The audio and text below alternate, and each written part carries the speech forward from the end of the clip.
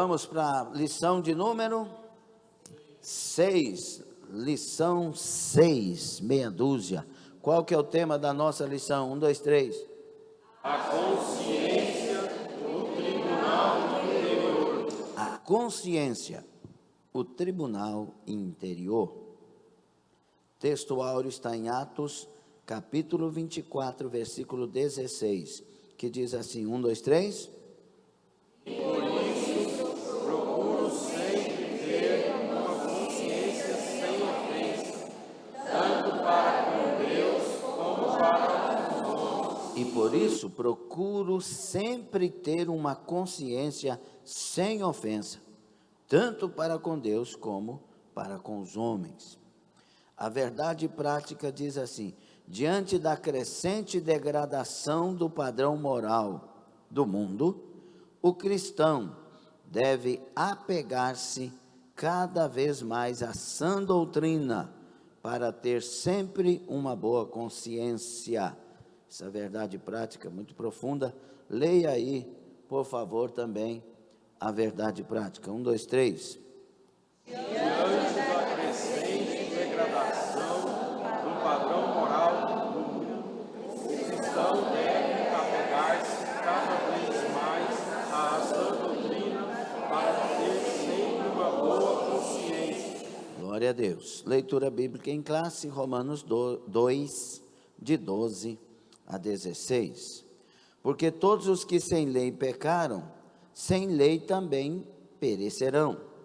E todos os que sob a lei pecaram, pela lei serão julgados. Versículo 13. Deus que ouve a lei não são justos diante de Deus, mas os que praticam a lei hão de ser justificados. Porque quando os gentios que não têm lei fazem naturalmente as coisas que são da lei, não tendo eles lei, para si mesmos são lei. 15. Os quais mostram a obra da lei escrita no seu coração, testificando juntamente a sua consciência e os seus pensamentos, quer acusando-os, quer defendendo-os. No dia em que Deus há de julgar os segredos dos homens, por Jesus Cristo, segundo o meu evangelho. Palavra de Deus.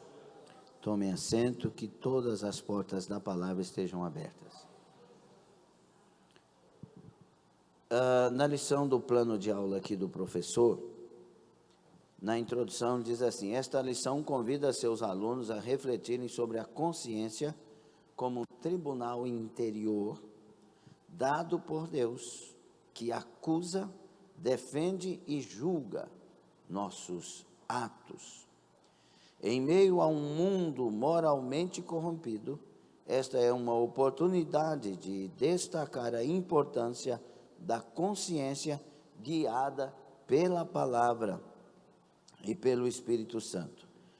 Que o ensino desta semana fortaleça a fé, promova arrependimento sincero e desperte o desejo por uma vida santa diante de Deus e dos homens. Eu trouxe aqui algumas anotações para nos ajudar no início da lição ao entendimento sobre a consciência do ponto de vista da palavra. Nós temos dentro da nossa mente a consciência, e ela é um juiz que Deus coloca em nós. E esse juiz, ninguém foge dele.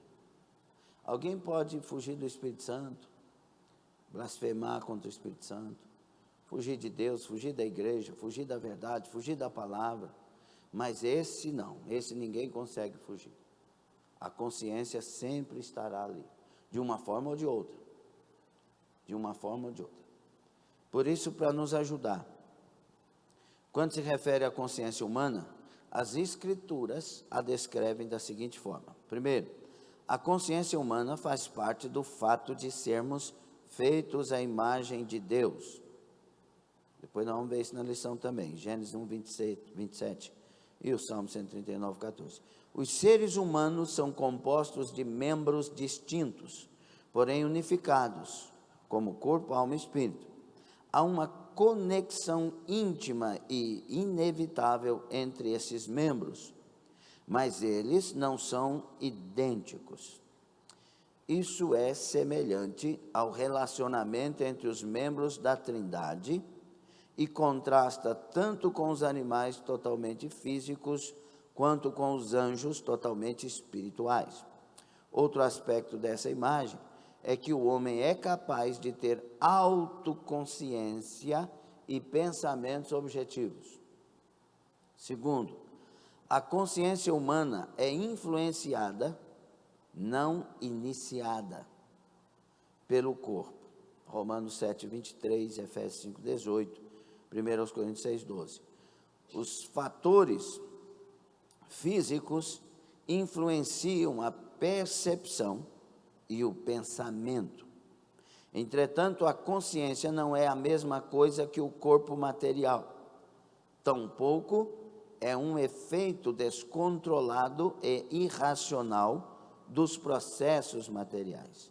Muitas perguntas sobre esse relacionamento são frequentemente chamadas de o problema mente e corpo. Isso aqui é só para a introdução, depois nós vamos pegar o porquê de cada coisa. A consciência humana, terceiro, é distinta do eu. Preste bastante atenção nisso. Colossenses 3, 2, 1 de Pedro 1, 13, Romanos 12, 2. Nossos pensamentos conscientes são algo diferente de nós mesmos. Estamos cientes dessa distinção. Os seres humanos podem influenciar deliberadamente seus próprios pensamentos e perspectivas. Mantemos algum nível de controle sobre essas coisas ou, pelo menos, podemos procurar deliberadamente mudá-las. Quarto, a consciência humana é percebida apenas pelo indivíduo e por Deus. 1 Samuel 16, 7, 1 Coríntios 2, 11, João 7, 24. Uma enorme barreira para o estudo científico da consciência é que ela não pode ser medida ou observada diretamente. Ela só pode ser relatada subjetivamente pela própria consciência. Da mesma forma, nenhum ser humano jamais poderá saber com absoluta certeza o que outra pessoa está sentindo ou pensando. Esse é um motivo fundamental para sermos cautelosos ao tentarmos julgar os outros. Romanos 14, 4, João 7, 24. E o diabo jamais saberá o que passa na sua mente, o que passa na minha mente. Ele pode lançar pensamentos, aí é uma coisa, mas saber o que nasceu dentro de você a respeito de algo, ele não tem essa capacidade, somente Deus tem. Deus é onipresente, onisciente e onipotente. Quinto, a consciência humana não é o mesmo que a consciência. A consciência é uma parte restrita da consciência. Entendendo? A consciência é uma reação emocional dada por Deus ao conflito entre nossos valores e nossos pensamentos. Então, ele é um tribunal lá dentro. Vai pensar, vai fazer, vai não sei o quê, mas essa consciência que está lá é que vai julgar. E ela vai julgar, você está entendendo? Ela vai julgar segundo os parâmetros que lá estão. Então, a gente tem que tomar muito cuidado com que tipo de parâmetro está ali dentro de nós. Porque, às vezes, o parâmetro é um parâmetro que recebeu você na cultura, na sua criação, na sua formação, e ele não está certo conforme a palavra. Por isso, meditar na palavra. Meditar é diferente de ler. Meditar é usar a mente, é usar o raciocínio, é investigar, é chegar mais profundo, é querer saber por quê, é ir atrás daquilo, para você então, entendendo, trazer esse parâmetro para dentro de você. Está entendendo? Está entendendo mesmo? A consciência humana é uma parte integrada do todo. Mateus 22, 37, Hebreus 4, 12, Salmo 103, 1. Embora as Escrituras façam uma distinção implícita entre mente, corpo, alma, espírito, intelecto, coração e assim por diante, todos eles devem estar totalmente concentrados na vontade de Deus. No que diz respeito à nossa vida diária, as distinções minuciosas entre eles são irrelevantes. Tudo o que somos e o que podemos controlar deve ser submetido a Deus da melhor forma possível. Todo o nosso ser, de quem nós viemos? De quem nós viemos? Você está com dúvida? Ou foi do diabo? De quem nós viemos? De Deus. Você veio de Deus? Senão você fica calado. Só os que vieram de Deus, diga: eu vim de Deus. Olha que coisa linda. Você veio de Deus. Então tudo se resolve em Deus. Não é em outra coisa. Você quer ser espiritual demais. Não, não é ser espiritual, é ser inteligente. Pelo menos inteligente, porque nós viemos de Deus. Então nosso resolver está nele. Ainda que ele use um médico, ainda que ele use um advogado, ainda que ele use um irmão, um pastor, uma liderança, mas a solução está vindo e deve ser sempre dele, que capacitou o médico, capacitou o profissional, capacitou o pastor, a liderança. Tudo se resolve nele.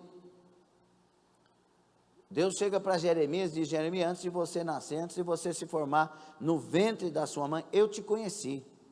Como conheceu?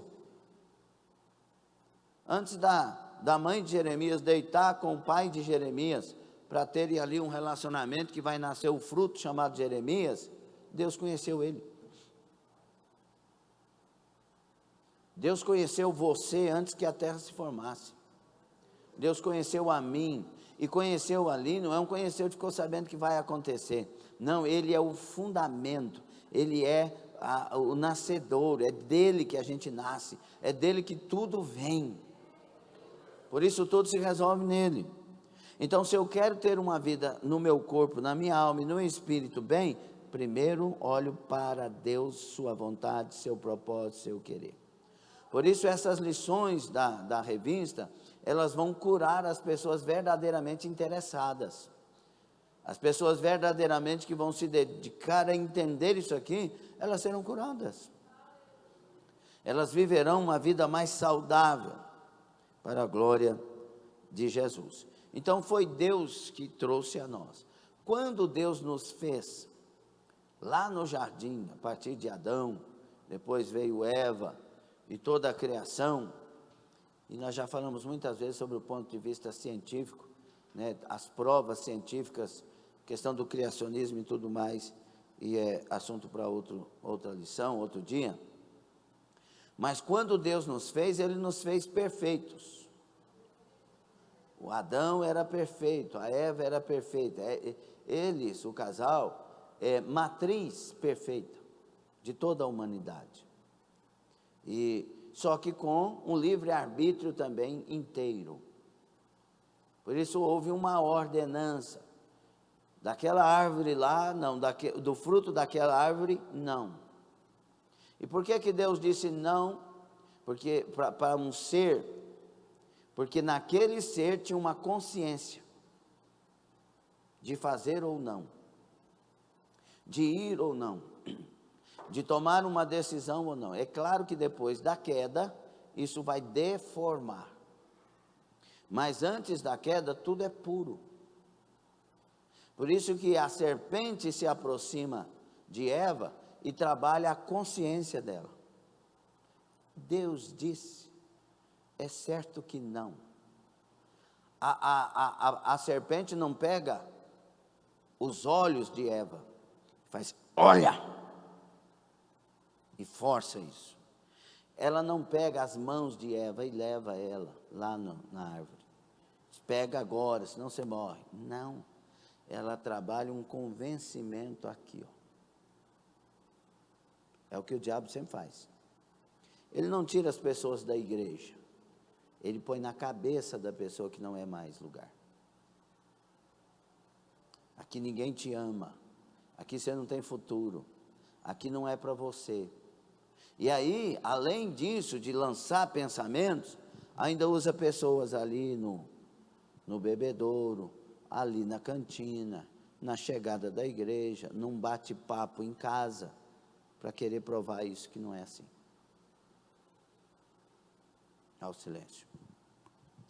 E aí, a pessoa vai se convencendo, porque o diabo não tira ninguém de lugar nenhum e não convence ninguém à força. Ele trabalha a consciência.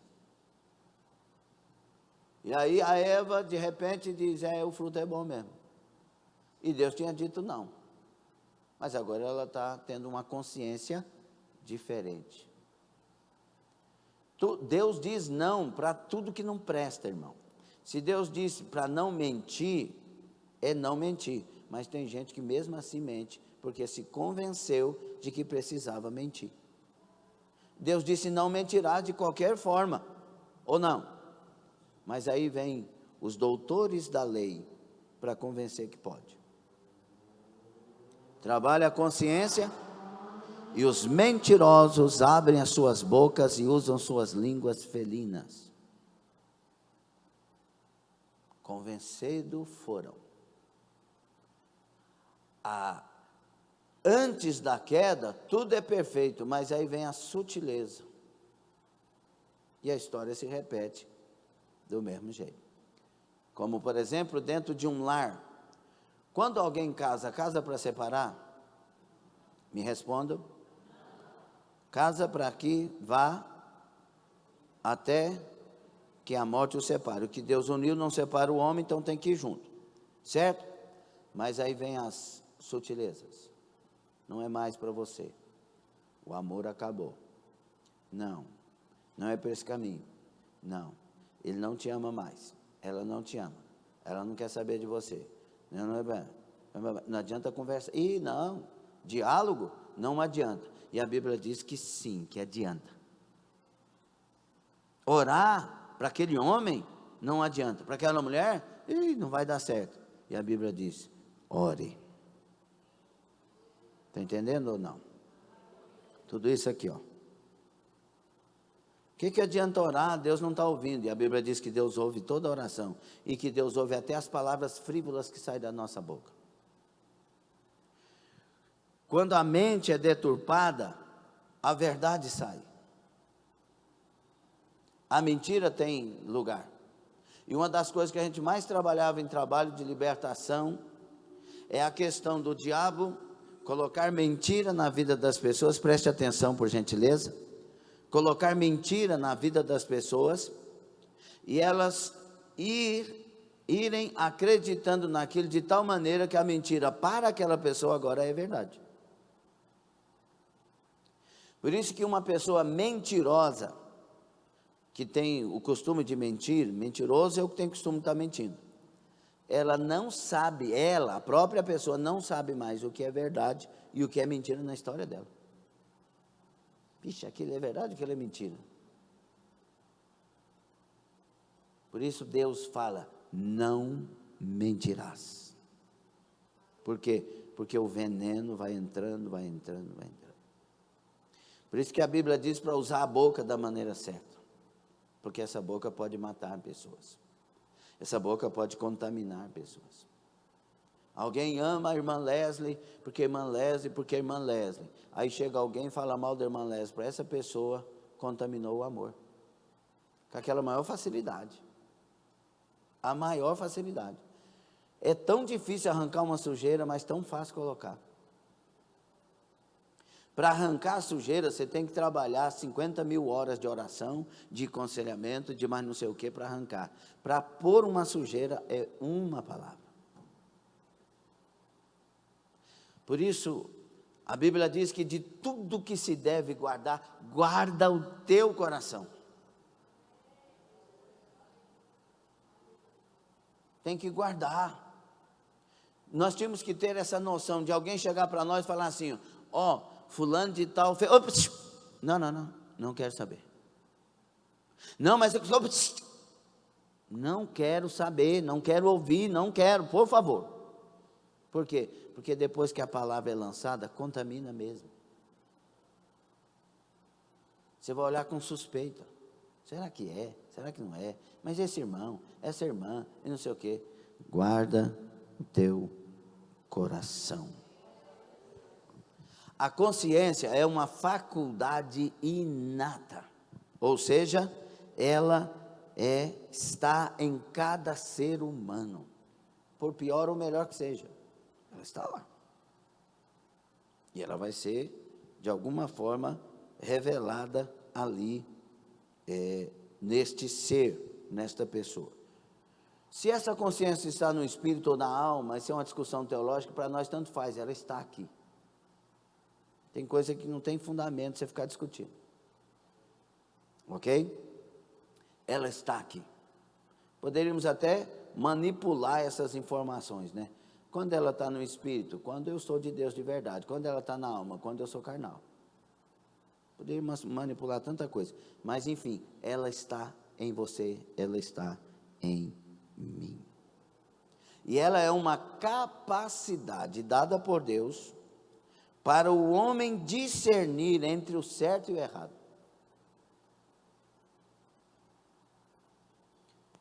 Você sabemos. Essa é a questão. DCM, vamos nos acompanhar. Gênesis 2, abram a sua Bíblia. Gênesis 2, 16 e 17. E o DCM vai colocar Gênesis 3, também, 6 a 10. Quando que essa consciência aparece no mundo bíblico, para nós entendermos? Gênesis 2, 16 e 17. Tem pessoal lá no DCM? Tem. Gênesis 2, 16 e 17. E ordenou o Senhor Deus ao homem, dizendo: de toda árvore do jardim comerás livremente, mas da árvore da ciência do bem e do mal, dela não comerás, porque no dia que dela comeres, certamente. Então, por que Deus disse ao homem isso?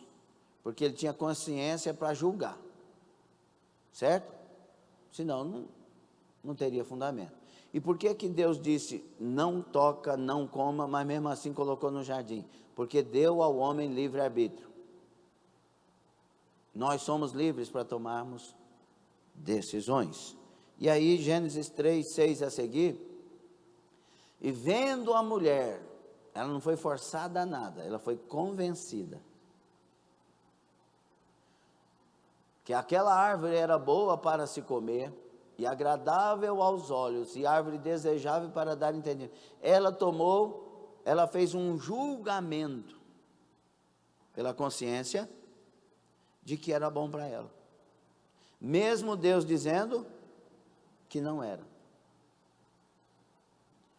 E tomou então do seu fruto, e comeu, e deu também a seu marido.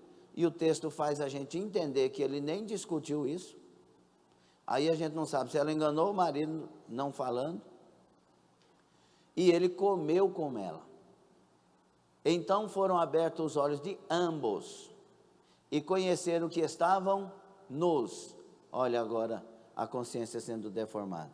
Porque antes eles tinham pureza. Eles estavam nus e não reparavam nisso. Eles estavam nus, poderiam ter relacionamento sexual, porque Deus disse isso antes: enchei a terra, vocês podem coabitar e encher a terra, e eu quero que vocês façam isso, vocês são o primeiro casal. Então o sexo não é pecado, nunca foi nesse sentido, né? Sexo fora do casamento é pecado. No casamento, não ter sexo é pecado. Tem que entender isso.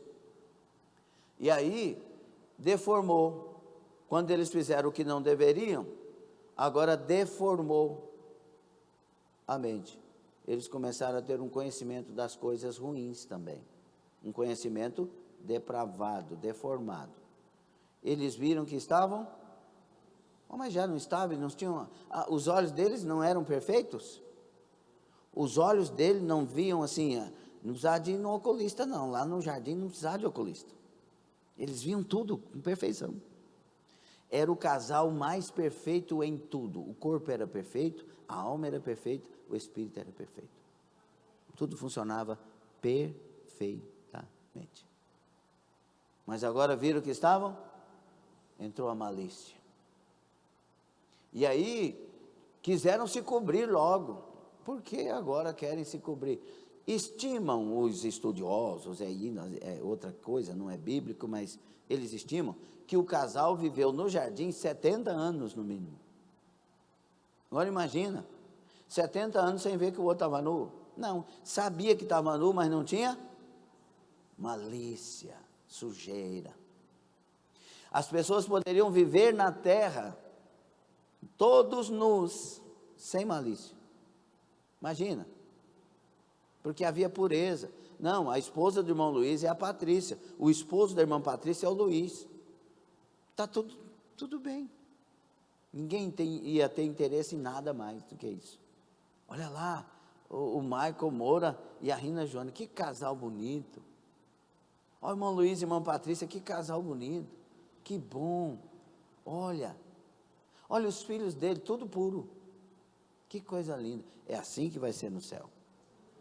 Só que lá não vai ter sexo, né? Nada disso. Então, irmãos, eles cozeram folhas de figueira e fizeram para si aventais. Quiseram cobrir a vergonha com a coisa errada. Porque esses aventais de folha vai secar, vai perder, vai ter que refazer. O homem sempre quer cobrir a sua vergonha com a coisa errada. E aí vem o versículo 8, e ouviram a voz do Senhor Deus que passeava no jardim pela viração do dia, e escondeu-se Adão e sua mulher da presença do Senhor Deus. Olha aqui, já que estamos errados e Deus é justo, a gente não pode ver ele desse jeito. Ele não pode nos ver desse jeito. Já viu a pessoa que vive no pecado? Vive fugindo. Você chega para uma pessoa e diz, você precisa voltar para a igreja, lá ninguém me ama. Olha, Jesus te ama. Não, mas as pessoas não prestam. O que tem a ver uma coisa com a outra? Eu preciso de Deus. Eu preciso estar na casa de Deus. Eu dependo de Deus. Mas aí começa a colocar coisas, né? Porque aí Deus vai falar para ele, escondeu Adão e sua mulher da presença do Senhor entre as árvores do jardim. Aí Deus vai chamar eles e dizer, e chamou o Senhor Deus a Adão e lhe disse, por que Deus chamou Adão primeiro? Porque ele é o cabeça. Quem errou primeiro? Foi a Eva. Mas quem era o cabeça? Deus trabalha a hierarquia. Primeiro, quem é responsável por essa casa? Onde estás, Adão? Versículo 10. E ele disse, ouvi a tua voz soar no jardim e temi, porque estava nu e escondido. Mas 70 anos ouvindo Deus, indo para o encontro dele, vestido do jeito, aliás, desvestido, sem nada, nu, encontrava com ele, por que agora ele não quer encontrar com ele do mesmo jeito? O problema de Adão não era a nudez física, era a nudez espiritual agora. As pessoas fogem de Deus por causa da nudez espiritual. Tudo estamos falando de consciência. A pessoa que está lá no mundo diz assim, não vou para a igreja por causa disso, daquilo e daquilo outro, né? O Adão e a Eva vai falar isso, vai dar desculpas. A pessoa que está lá no mundo fala isso, mas lá no fundo a consciência dele tem sede de Deus. Aí o que vai acontecer no versículo 11? E Deus disse, quem te viu e quem te mostrou que estava nu? Você está com 70 anos aqui, não viu? Agora quem te mostrou? Ele não está fazendo pergunta para ele saber de coisas, porque Deus sabe de tudo. Ele é onisciente, presente e potente. Ele está fazendo questionamentos para que aquele ser humano entenda conscientemente o que de fato aconteceu. Quem te mostrou que estavas nu? Comeste toda a árvore de que te ordenei que não comesses? E ele leva o homem direto no erro dele. 12. Então disse Adão: as desculpas. Aí essa consciência depravada não assume o que tem que assumir, mas culpa outros. Irmãos, a única culpa de sermos frios espiritualmente é nossa. Aliás, a única culpa de um homem, de uma mulher ser frio espiritualmente é dele, é dela. Mas aí a gente põe a culpa: a igreja está fria, o fulano é frio, meu esposo, a minha esposa. Você é chamado a ser cheio do Espírito Santo. Existem casas que uma pessoa ali é cheia do Espírito Santo e os vazios não atrapalham essa pessoa. Sim ou não? Já conhecem? Nossa, essa irmã aqui, não sei como que a família dela é desse jeito, porque essa irmã é cheia do Espírito Santo, mas ela é responsável por si, os outros são responsáveis por si. Samuel era o maior profeta de Deus, mas os filhos frios. Entendeu? A mulher que me desse por companheira, ela me deu a da árvore e eu comi. Foi. Ô mulher, aí vai para o lado da mulher. E disse o Senhor Deus à mulher: por que fizeste isso? Aí a mulher falou: a serpente. Deus podia contra-argumentar, né? Falei: mas eu dei para vocês consciência. Eu dei para vocês, além da consciência, eu dei a vocês uma palavra: não coma, porque certamente morrerás. Aí a serpente chega e diz: certamente não morrerás, e você ouve a serpente. Você sabe o que está fazendo. Aí a serpente me enganou e eu comi. Aí vai para o lado da serpente. Então o Senhor Deus disse à serpente: olha que Deus vai um por um. Porquanto fizeste, maldita serás mais que toda besta e mais que todos os animais do campo. Sobre o teu ventre andarás e pó comerás todos os dias da tua vida. Deus não quis ouvir a serpente, né? Por que Deus não quis ouvir a serpente? Porque ela é mentirosa. Porque ela sabia o que estava fazendo, consciente também. Mas ele vai tratar o homem depois. Olha o que ele vai dizer. E porém amizade entre a mulher e entre a tua semente e a sua semente, este ferirá a cabeça e tu lhe ferirás o calcanhar. Aí ele fala da batalha que vai surgir. E à mulher Deus disse: multiplicarei grandemente a tua dor e a tua conceição, porque o que você fez não tem perdão, não tem desculpa, vai ter consequência. Perdão tem, Deus vai manifestar. Com dor terás filhos e o teu desejo será para o teu, e ele te dominará, porque ele vai ser o cabeça. Aí vem. E para Adão Deus disse: porquanto deste ouvido à voz de tua mulher, e comeste da árvore de que te ordenei, dizendo: não comerás dela, maldita é a terra por causa de ti. A maldição não vem para Adão, a maldição vem para a terra. O que vem para Adão são consequências. Com dor comerás dela todos os dias da tua vida. Espinhos e cardos também te produzirá, e comerás a erva do campo. No suor do teu rosto comerás o teu pão, até que tornes a terra, porque dela foste tomado, porquanto és pó, e em pó te tornarás. Aí entra a morte física. Então, meus irmãos, até aí, o que está acontecendo aqui é a queda desse homem com tudo que ele é. Essa consciência, ela está aí dentro da sua cabeça, dentro da sua cabeça. Faz assim. Já viu que a gente gosta que as pessoas passem a mão na nossa cabeça? Você está errado, mas está tudo bem. Não está. Tem que consertar o erro.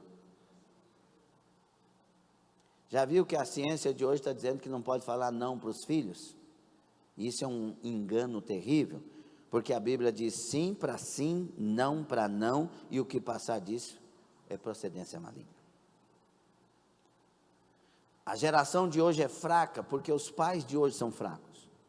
Você trabalha com os adolescentes, trabalha com as crianças, pergunte isso para os líderes, e tal, chega em casa, os pais desfazem. A maioria. Tem pais que dão a seus filhos uma disciplina bíblica maravilhosa, o amor bíblico maravilhoso, a atenção bíblica, a correção bíblica, tudo de maneira maravilhosa, mas são poucos. A maioria, quando o filho chega em casa, o pai está mentindo, a mãe está mentindo, o filho vai corrigir, o pai bate no filho. Você tem a ver com a minha vida? Você me respeita, eu sou seu pai. Aí a criança poderia dizer, o senhor tem que me respeitar também, porque eu sou seu filho, o senhor não está sendo exemplo para mim. Claro que o filho não vai falar isso, mas poderia. Porque nós respeitamos os nossos filhos, dando a eles exemplo. Não provocando a ira, como diz a palavra. Não irriteis os vossos filhos. Quando é que a gente irrita? Quando a gente bate, pastor. Não. Ele está dizendo, o irritei ali é uma coisa injusta. Quando você faz algo provocando os vossos filhos de maneira injusta. Porque corrigir Deus manda. Está gostando? Então, meus irmãos, o primeiro tópico aí foi a primeira manifestação, antes e depois da queda. Agora o segundo subtópico, aliás, o direito natural. Então, esse direito aqui não é o dever, é o direito no sentido do conhecimento. Quem fez aí direito? A Adriana fez direito. Não fez, Adriana? A Margarete fez direito, vocês não sabem? Ela é advogada, Margarete. A Sara Rúbia fez direito. Quem mais fez direito aqui? O Tiagão fez direito, direito mesmo, direitinho. Então, muita gente aí fez direito no meio de nós, né? E é sobre esse direito, esse conteúdo normativo fundamental na alma, que é a lei moral, também chamada de lei da natureza ou direito natural, está aqui dentro de nós. Por isso que muitas vezes, né, Deus me usou falando que nós somos advogados de nós mesmos, né? A gente é administrador de nós mesmos e a gente faz igual o Adão desde o jardim. A culpa é da Diana, a culpa é do Flávio. Já viu? Amor, não grita. Eu sei que me faz gritar. Está errado fazer gritar e está errado gritar. Quem que vai corrigir aí? Eu só paro de gritar se eu separar de me fazer gritar. Vai parar? Se um não parar, a cura tem que começar em alguém. E quem vai começar? Na pessoa que se humilhar diante daquilo que Deus ordena. Entendeu ou não? Tem marido que não pode falar em casa que a mulher fala, já vem ele. E às vezes está falando algo como um cabeça. Algo correto. Ah, mas você fica nervosa. Aí você não fica nervoso? Depende por que fica nervoso. Porque a Bíblia manda irar, mas não pecar. A gente deve ficar nervoso quando a coisa está errada. Ou não. Mas não pecar. Agora tem gente que está nervoso porque fez a coisa errada e não quer ser corrigido. Está errado. Tem que se humilhar. É hora de oferecer outra face. Coisa de consciência. Agora vamos lá. O que vai acontecer mais na frente? No Gênesis, isso é visto pela primeira vez em Caim, que feriu o direito natural, tirando a vida do próprio irmão. Alguém tem direito de tirar a vida de alguém?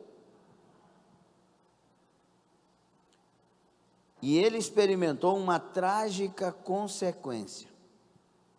O que está escrito lá em 4, 13 e 14 de Gênesis? A consciência afligiu com pesada culpa, dada a gravidade do pecado dele. Põe aí, 4:13. Olha o que está dizendo. Está na lição. Então disse Caim ao Senhor: é maior a minha maldade que a possa ser perdoada, que a que possa ser perdoada. Eis que hoje me lanças da face da terra, e da tua face me esconderei, e serei fugitivo e errante na terra. E será que todo aquele que me achar me matará? Veja aí a consciência acusando, falando para ele se esconder, para andar fugitivo. O medo. Deus pôs uma marca nele para ele não morrer, entre aspas, pior ainda, porque ele vai ter que conviver com essa desgraça da vida dele. Como se pode matar um irmão? Não se mata um irmão ser humano, imagina um irmão biológico. O sangue dele cai sobre a terra, o sangue dessa injustiça fala diante de Deus pedindo justiça. O homem que fez o mal, a mulher que fez o mal, isso bate. Veja Jonas 12, por favor, capítulo 1, Jonas, capítulo 1, versículo 12, DCM, por favor. E ele lhes disse: levantai-me e lançai-me ao mar, e o mar se aquietará, porque eu sei, consciência, eu sei que por minha causa vos sobreveio esta grande tempestade. Nós temos que não fazer como Adão fez. Adão deveria ter dito a Deus, que sabe tudo, que é todo poderoso: sim, eu fiz o que não deveria ter sido feito. O Senhor me avisou e eu pequei contra ti. O Davi vai fazer isso no Salmo 51. Pequei contra ti, a consciência dele, mas antes disso, ele está lá todo com a consciência cauterizada, que nós vamos ver aqui na frente. A consciência é um instrumento que você pode usar a seu favor ou contra você. A favor de alguém ou contra alguém. Ela, agora, o subtópico 3º. Subtópico, escrita no coração. Em Romanos, que nós lemos aqui na nossa introdução da lição, vai dizer que esta lei, ela está em 2 lugares. Ela está escrita na palavra, que para o povo de Deus, a Torá, né, o Pentateuco, ali tem todas as leis, o código moral, né, principalmente Levítico, né, tem o código moral, 19, 20 por ali, e etc. Todas as leis cerimoniais, leis de festas, de maneira de adorar, né, as cerimoniais, leis civis, o comportamento humano, etc. Tudo está ali. Mas o Paulo vai revelar agora que ela também está escrita em outro lugar, no coração do ser humano. E é interessante que os profetas disseram que quando Jesus viesse, essa lei ia ser transcrita para o coração. Daria a nós um novo coração e colocaria nesse coração a sua lei, e esse coração de carne amaria o Senhor. Por isso é interessante, quando você converte ao Senhor, você não conhece a palavra, mas vive. Você não conhece, mas vive a palavra. Porque a lei vem para nós com o Espírito Santo. Então, Paulo faz referência à lei mosaica, à lei moral, o direito natural, comum a todos os homens, inclusive aos gentios. Esses gentios aqui, que serão salvos, tem uma guerra teológica aqui dentro, mas vamos só aqui na lição sobre consciência, tá bom? Esses gentios aqui, são os gentios que se convertem, mas não têm a lei como os judeus têm. Mas no coração deles, eles vivem a lei. É isso que acontece conosco, nós somos os gentios alcançados. Você agora é de Deus. Por exemplo, eu era da presbiteriana tradicional. Na presbiteriana tradicional, Deus me disse que agora eu não deveria andar de short ou calção, sei lá como é que fala hoje, na rua. Deus me falou. E ainda me disse, agora você é um homem consagrado. Olha, na presbiteriana, que não tem nada a ver com usos e costumes. Deus foi falando comigo certas coisas que quando eu entrei para a Assembleia, já estava tudo no meu coração. Na Assembleia da época. E aí, eu não estou o costume que eu tenho, os bons usos e costumes que eu tenho, não é porque alguém pregou para mim, é porque Deus falou para mim. E se Ele falou, está falado. E eu não creio num Deus mutável. Eu creio num Deus imutável. Então, meus irmãos, tem certas coisas que tanto a lei, que ao estudar, no caso nosso hoje, cristãos, a palavra de Deus, nos fala, quanto a moral para a realidade da nossa vida, Deus também nos fala e escreve em nossos corações. Entende isso? E aí, em nós, essa consciência dada, ela tanto nos acusa quanto nos defende. Quando alguém erra, a consciência muitas vezes não é o Espírito Santo, é a consciência. Você sabe que não deveria fazer e fez. E essa consciência diz a você, você está errado. Já viu aquela pessoa que briga com o marido ou com a esposa e vai dormir? Para que eu fui falar? Por que eu não calei? Não tem gente que faz até assim? A consciência está ali. Você errou. Você falhou. É por isso que uma pessoa que vai para a prostituição, para o adultério, aquele anseio de fazer o pecado, porque a carne tem anseio, quando termina o ato pecaminoso, uma das primeiras coisas que vem para muitos, que eu já ouvi confissões, estou me sentindo a pessoa mais suja.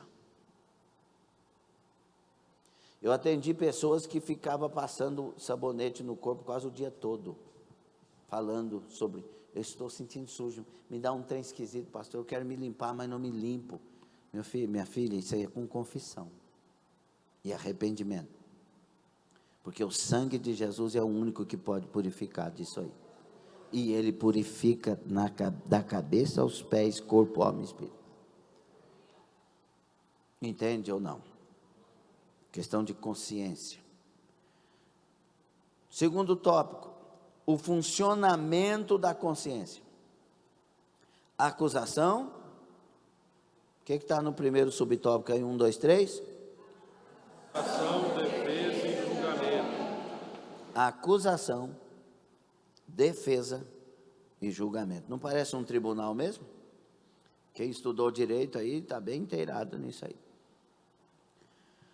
A consciência funciona como um órgão de acusação ou defesa, mas também exerce função judicante, no sentido de judicial.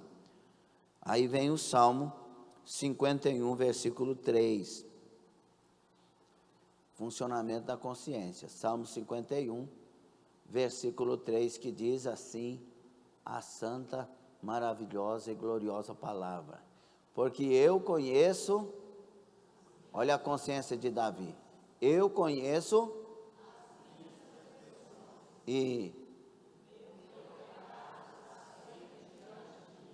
conheço, fala de consciência, eu tenho consciência das minhas transgressões, e o meu pecado está sempre diante de mim, não é o pecado do outro, porque tem tanta gente com facilidade de apontar pecado, e de não esquecer pecado, né? O fulano está pregando, mas ele não fez tal coisa? E confessou, deixou, foi tratado e foi levantado.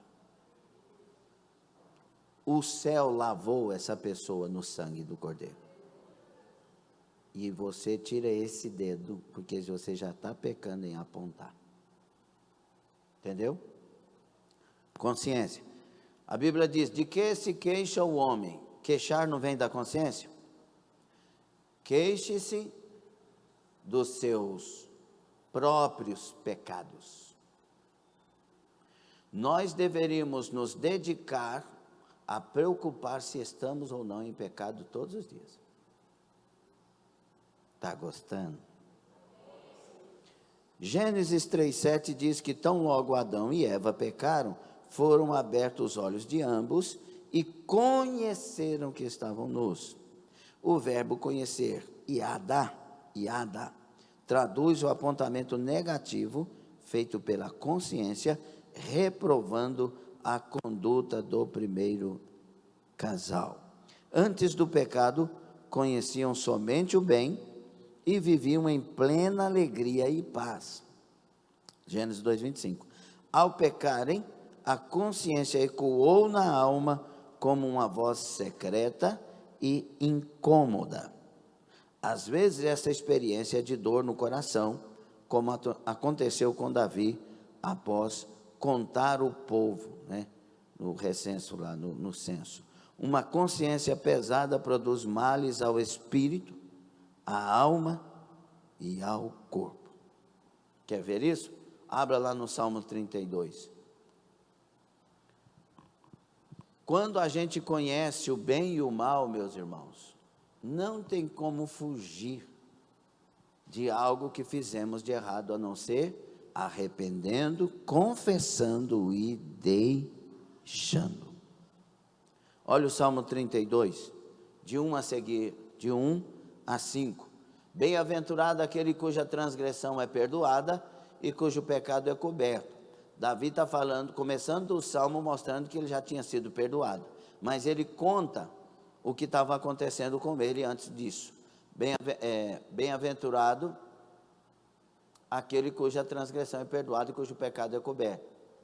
Bem-aventurado o homem a quem o Senhor não imputa maldade e em cujo espírito não há engano.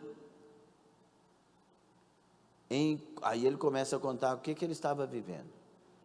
Porque ele tinha cometido o pecado, o mesmo do Salmo 51, pecado com Batseba, pecado de ter matado o esposo de uma mulher, etc. Pecado de cometer o adultério, etc. Aí ele diz o que aconteceu com ele quando ele teve consciência desse pecado. Enquanto eu me calei, envelheceram os meus ossos pelo meu bramido em todo o dia. Porque de dia e de noite a tua mão pesava sobre mim. O meu humor se tornou em sequidão de estio. Confessei-te o meu pecado e a minha maldade não encobri. Dizia eu, confessarei ao Senhor as minhas transgressões e tu perdoaste a maldade do meu pecado.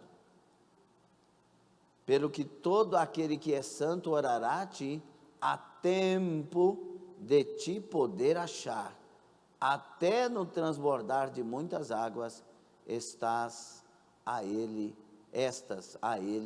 não chegarão. Então, existe um tempo, não é? Tem pessoas que ultrapassam esse tempo e aí eu não sei se haverá perdão ou se haverá disposição mental para se arrepender de tal. Então é necessário. E aí nós já falamos também. Primeiro aqui, nesse subtópico, acusação, defesa e julgamento. Isso está ou não na nossa consciência? Sim. Agora vem as vãs justificativas. Nós já falamos isso, antecipando, sobre as justificativas de Adão, de Eva, e o que essas consequências trouxeram a eles. Agora vamos ler o Provérbios 28:13, só para entender essa questão de perdão. O que encobre as suas transgressões? Mas eu conheço uma pessoa que está em pecado e está prosperando. Que prosperidade você acha que Deus está falando aqui? de riqueza. A prosperidade bíblica é paz, saúde e vida. Amém? Paulo era próspero ou não? Mas ele disse que não tinha prata. Ele disse que muitas vezes, aliás, quem não tinha prata e ouro foi Pedro. Ele disse muitas vezes que precisava fazer tenda para se manter.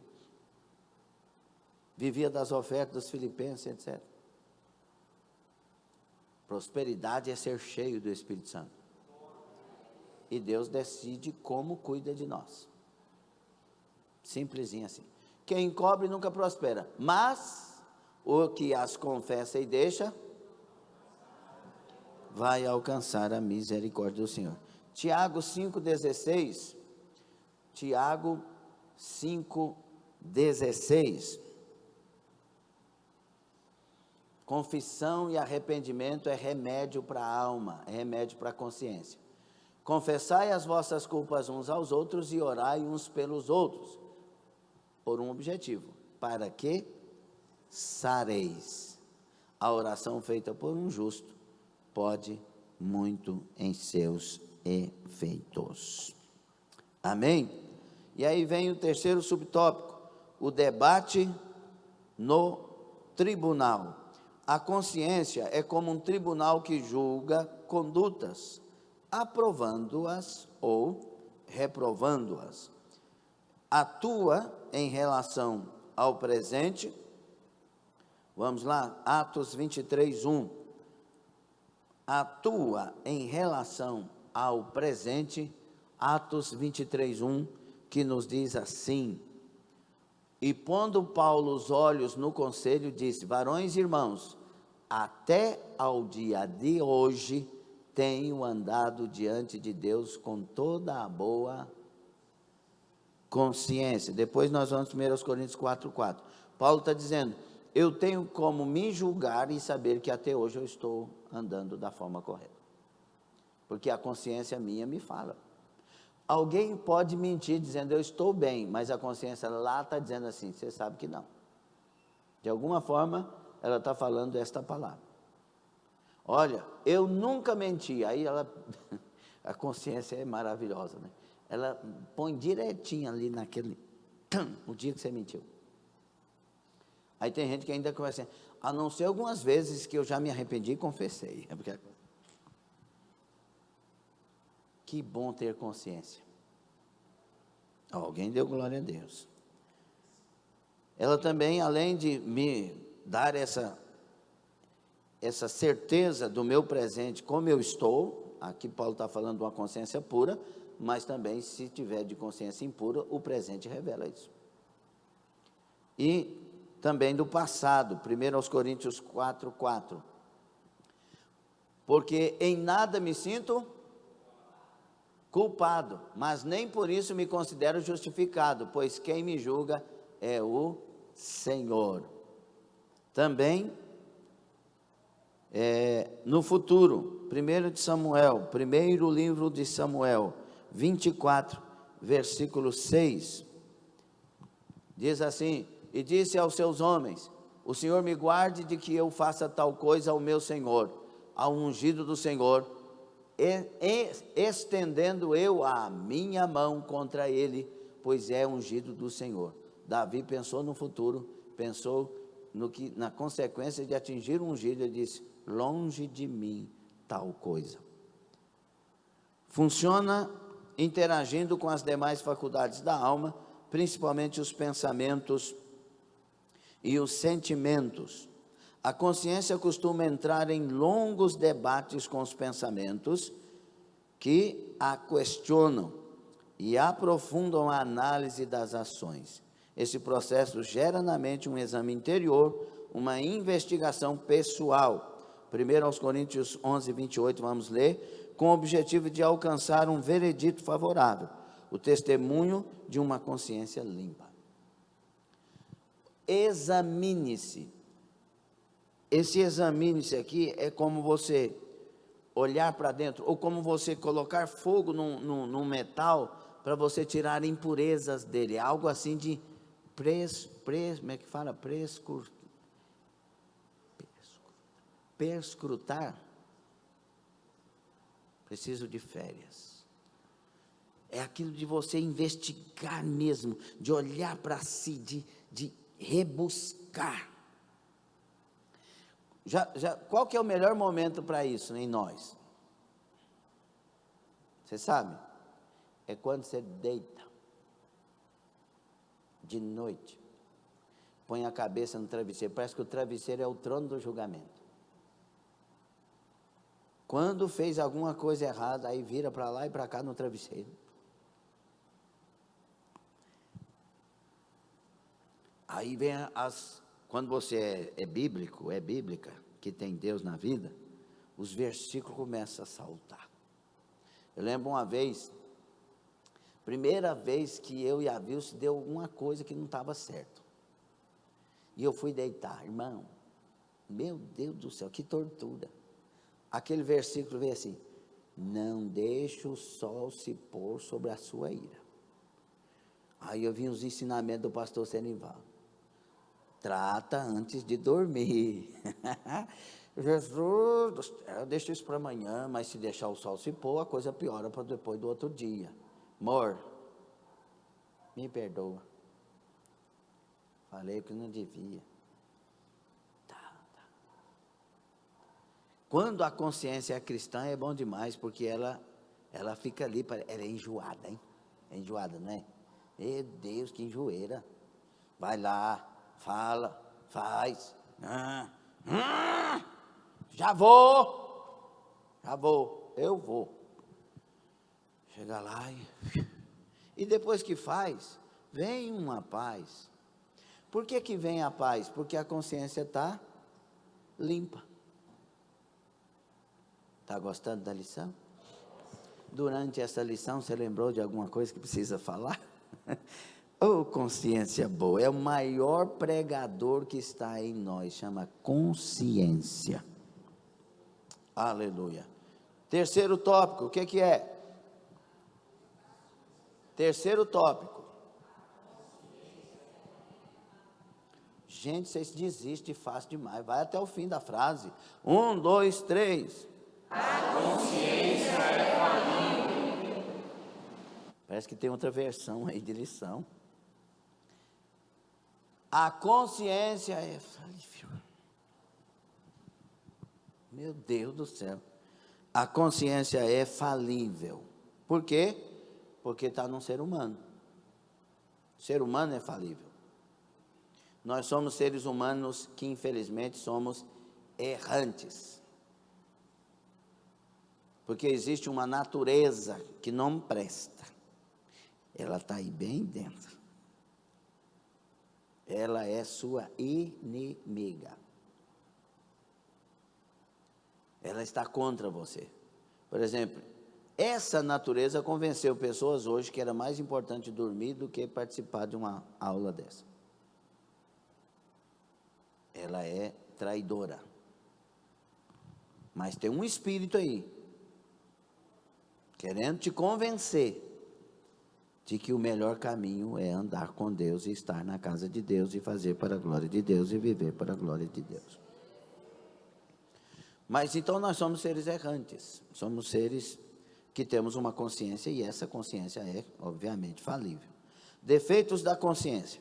A Bíblia menciona consciências defeituosas. Primeiro, Efésios 4:19 e 1 Timóteo 4:2. Abra aí, 1 Timóteo 4:2.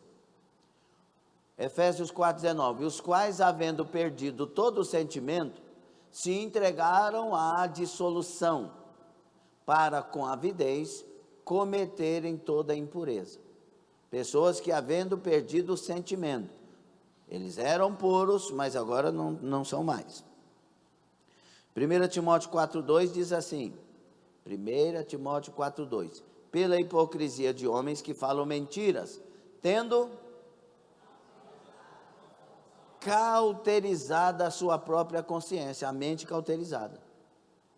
O que é essa palavra cauterizada? Na época lá não tinha os instrumentos que temos hoje, então, por exemplo, uma carne exposta, eles pegavam, punha pólvora e punha fogo, para cauterizar. Outros pegavam materiais, tipo um ferro queimando, vai lá e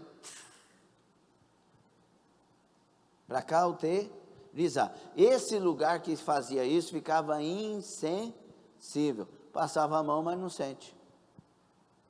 Criava uma crosta. Você tocava ali, parece que estava tocando longe do braço. Essa é a mente cauterizada. Não tem sensibilidade mais. Não sente mais. Não acusa mais. E olha aqui uma palavra de mente cauterizada. E eu era bobo. Sou mais não. E fui bobo demais. Eu fiz a obra, ó. Gente, é bobo quem faz a obra. Só se faz para os homens, né? Porque bem-aventurado aquele que o Senhor, quando vier, o achar fazendo assim. Quem faz a obra de Deus será galardoado no céu, diante de toda a igreja. Vem aqui, você fez isso, fez aquilo, eis aqui o seu galardão. Porque foi ao Senhor que nós servimos. As obras serão passadas pelo fogo. As que serão aprovadas serão galardoadas diante do Senhor. E eu quero, em nome de Jesus, com sua graça, fazer até o fim, independente de qualquer coisa. Então, um dos defeitos é essa mente insensível ao pecado, insensível àquilo que parou de fazer para aquele que merece que se faça.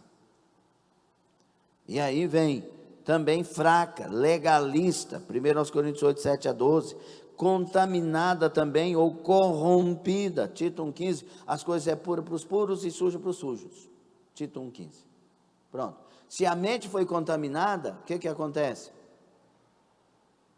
O julgamento é contaminado, as reações são contaminadas. Para a consciência funcionar bem, é preciso estar corretamente educada e cuidada à luz da genuína palavra de Deus, no Espírito Santo. Timóteo 1, 5 e 19, Romanos 9, 1. Todo desequilíbrio é perigoso.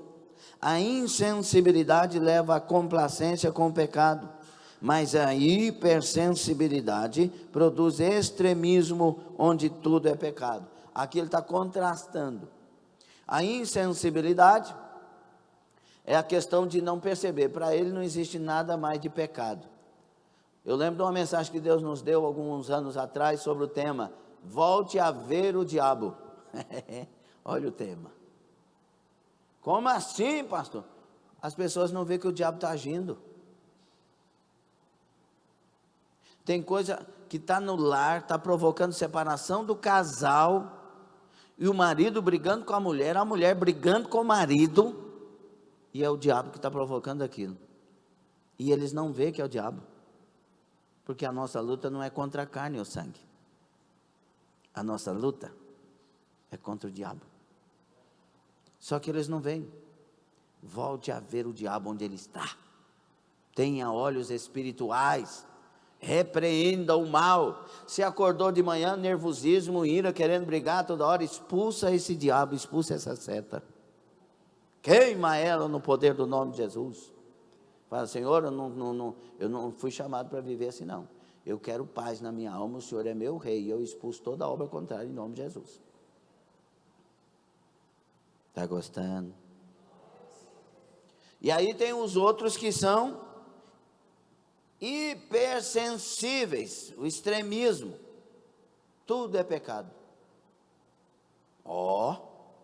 Sei não se você não perdeu a salvação. E ele querendo ir para a igreja. Eu acho que você blasfemou contra o Espírito Santo. Pelo amor de Deus, será? Se você está desse jeito, meu filho, é claro que não. Quem blasfema odeia. Quem blasfema não quer saber de Deus. Quem blasfema passa, se estiver passando aqui na calçada, passa para o outro lado. Aí a pessoa está morrendo de medo se blasfemou, então o Espírito Santo está aí. Hipersensíveis, aquele negócio de tudo, meu Deus, eu pequei. Por que você pecou, irmão? Porque eu pensei em pensar. Pensei em pensar o quê, irmão? Nem quero falar. Meu Deus, com esse temor todo, você está pensando que pecou? Ah, Deus não quer saber mais de mim, porque eu sou, meu Deus, irmã, irmão, Deus veio para os que não prestam. Agora tem que arrepender e abandonar o pecado, se é que cometeu. Ah, eu não tomei a ceia, pastor, isso aqui é muito importante, olha para cá, olha para cá. Pastor, eu não tomei a ceia porque eu julguei que, ou seja, você não tem pastor, você é pastor de si mesmo. Se você tem pastor, antes da ceia, venha, converse. O senhor acha que eu devo participar da ceia ou não? Porque eu fiz tal coisa. Maioria das vezes, pastor ora, a pessoa vai lá, abraça outra pessoa e participa da ceia. Mas a pessoa começa a se pastorear. Aí ela não tem pastor e daqui um pouco vira uma confusão. Será que eu devia mesmo? Aí participa da ceia e aí vem a acusação, porque o diabo é sujo ao extremo. Aí ele vem, você participou da ceia? Ai meu Deus, não devia ter participado. Aí depois não participa da ceia, e aí o diabo vem, você não participou da ceia? Agora que você não consegue mesmo. Gente, para que tem liderança?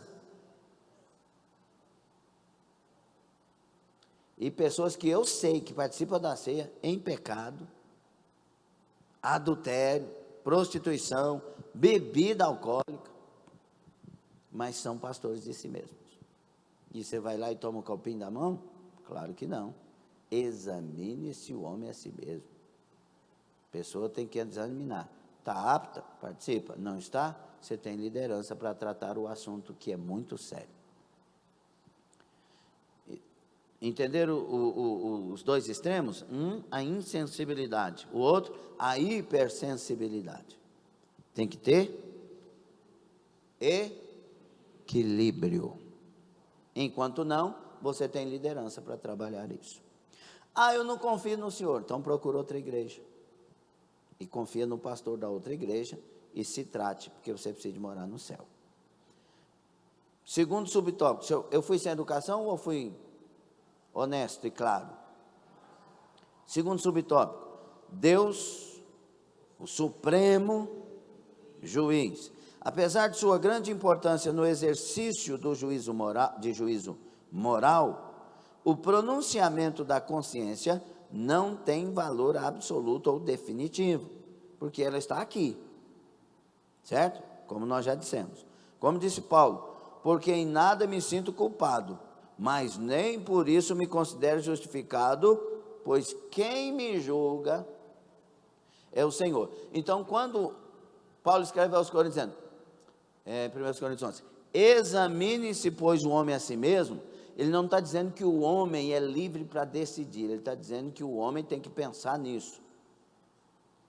E ele pensa nisso da maneira correta, de que maneira? Olhando para a palavra. O que está certo não é o que eu penso ou sinto, é o que a Bíblia diz. Isso é consciência. Consciência correta, consciência justa, consciência do direito. Essa é a consciência viva e eficaz. Aquela que põe a palavra para peneirar tudo que está ali. Alguém está aprendendo isso? Então, por isso que Paulo fala isso em 1 Coríntios 4:4. Também devemos sempre nos submeter humildemente a Deus, ainda que nossa consciência não nos acuse. Somente Ele, o supremo juiz, pode sondar nosso interior e expor os mais profundos desígnios de nosso coração, mesmo os que não sejam ocultos. Vamos lá para o Salmo 139, 23 e 24. É espetacular esses dois versículos para o que nós estamos falando. Davi ora a Deus, olhe para cá. Davi ora a Deus dizendo o quê? Fale toda a igreja, por favor. 1, 2, 3.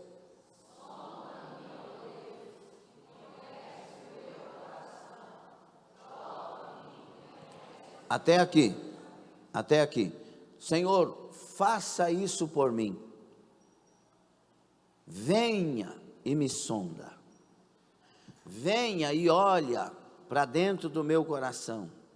Prova conhece os meus pensamentos, conhece a minha consciência, olha para quem eu sou, para o meu ser. E 24. E vê se há em mim algum caminho mau. Primeiro, veja se tem algo errado aí. Não sei se é Provérbios que diz: na tua luz vemos a luz. Outra versão: na tua luz veremos a luz. Ou seja, nós precisamos da luz de Deus. Deixa o versículo aí. Nós precisamos da luz de Deus para ver luz.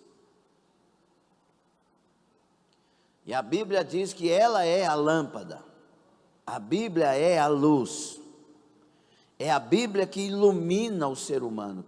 Cristo te esclarecerá. Efésios 5:14. Cristo vai me dar essa luz pela palavra dele. Então, meus irmãos, vê se há em mim algum caminho mau. Olha para dentro de mim, Senhor. Aí vem o pedido que Davi quer fazer por causa de tudo isso. Eu quero que o Senhor me guie pelas veredas da justiça. Eu quero que o Senhor me guie pelo caminho eterno. Quem quer a eternidade? Em Cristo. Cuidado com essa doutrina, está dizendo que a alma morre, viu, irmãos? A alma é imortal, sim. Tem uns camaradas das seitas aí, adventismo e mais não sei o quê, dizendo que a alma é imortal. Não é imortal. Lá o bicho não morre, o fogo não apaga, porque as pessoas que estarão lá estarão eternamente, infelizmente. É muito fácil o cara falar assim: quer saber? Minha alma vai ser eliminada, eu não vou existir mais, eu vou pecar. Existe um juízo eterno. Não caia nos enganos dessas doutrinas, por favor. Aí já tem gente postando isso e achando lindo, maravilhoso, porque é uma novidade. Cuidado com isso, irmão. Eu falo nervoso porque fica desviando pessoas. Então o Davi, ele quer ir no caminho certo. Ele tem um receio, que eu entendo aqui, que ele tem um receio de julgar e não entender se está julgando certo. Por isso ele conclama Deus. Por isso nós precisamos, hoje, cristãos, do Espírito Santo para nos ajudar a julgar se estamos indo no caminho certo. Tem hora que nós estamos fazendo tudo, levantando a mão, dando glória, cantando, mas a alma não está participando disso. Então o ritual está certinho, mas a maneira, o sentimento está bem errado.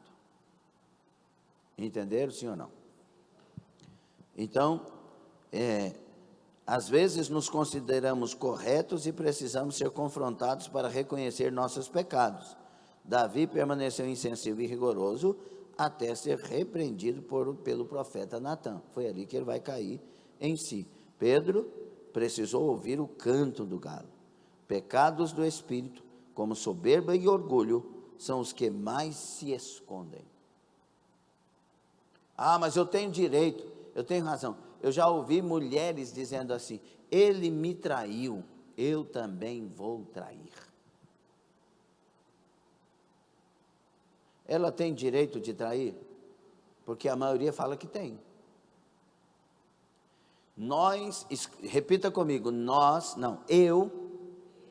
eu não tenho direito algum de cometer pecado. Se alguém traiu, aquele alguém se trate, porque eu quero me lavar no sangue de Jesus todo dia. Entendeu? Ah, mas ele fez isso, ela fez aquilo, eu não sei o que, e isso vai revelar quem você é. Porque se você é de Deus, você não vai se sujar. Eu não quero que você faça assim, eu quero que você dê glória. Se você é de Deus, você não se suja. Você tem um compromisso com Deus. Amém? Aí o Pedro está lá: não, vou te negar de jeito nenhum. E Jesus olhando no coração dele, dizendo: você é propenso a me negar. E você vai.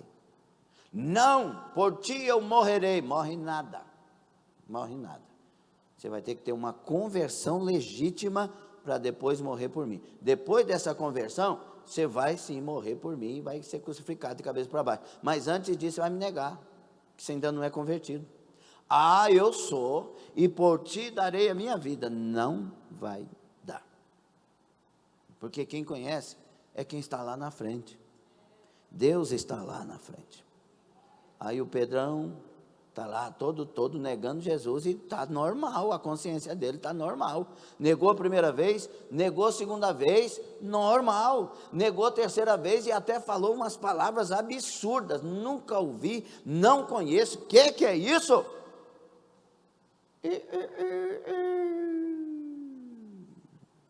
Quem não ouve Jesus vai ouvir o galo. É interessante porque a palavra de Jesus não desperta Pedro, mas o canto do galo. E era um galo mesmo, viu? Não era a terceira vigília com o nome de galo, tá bom? Era o galo mesmo. E aí, irmão, a consciência do Pedro vai despertar. Fala, peraí,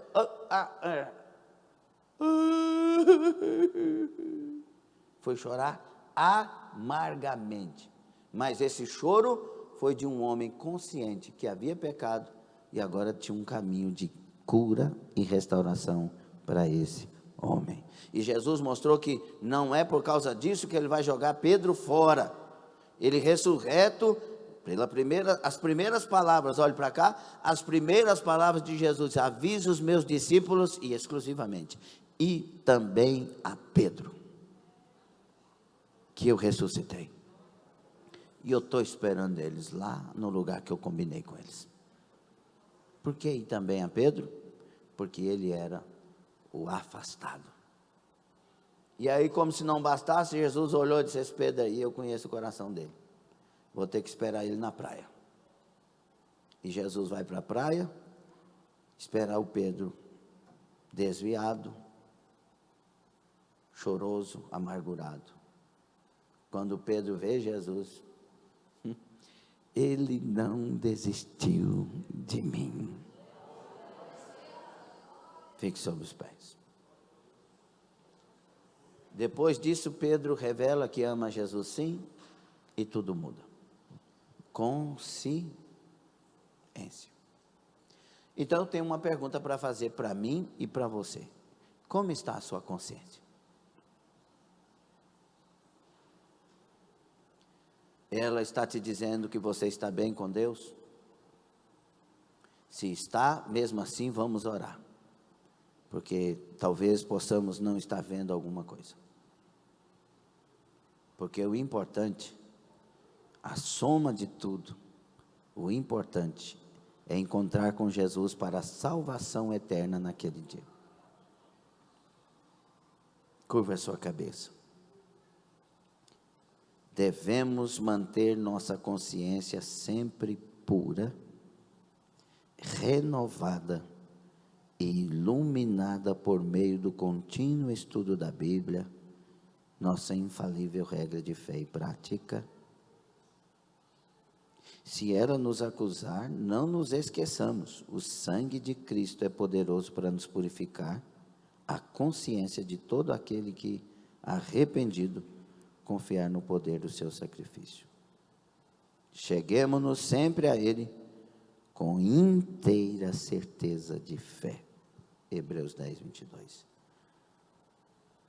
Senhor nosso Deus e Pai, lava-nos, purifica-nos, santifica-nos, dá-nos o entendimento, a consciência pura diante de Ti.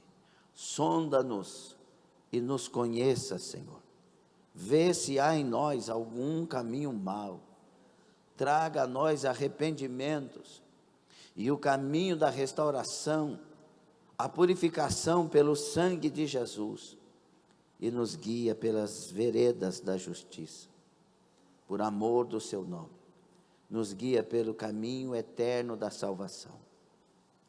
Ajuda cada irmão, cada irmã, ajuda a mim, Senhor. Nos dá luz, nos dá, Senhor, certezas, convicções de que estamos no caminho certo. Sonda-nos e nos conhece, abençoa e renova, fortalece a fé. Por mais que alguém, por sujo que esteja, ouvindo esta palavra, queira se acusar, que a consciência fale mais alto, que o Senhor é o Deus do perdão para os arrependidos e do lavar do sangue da nova aliança para uma vida eterna salva em Ti naquele dia. Por isso, abençoa e ajuda. É a nossa oração pedindo graça e misericórdia e perdão, em nome de Jesus. Quem ora assim, diga amém. Tome assento, Deus abençoe.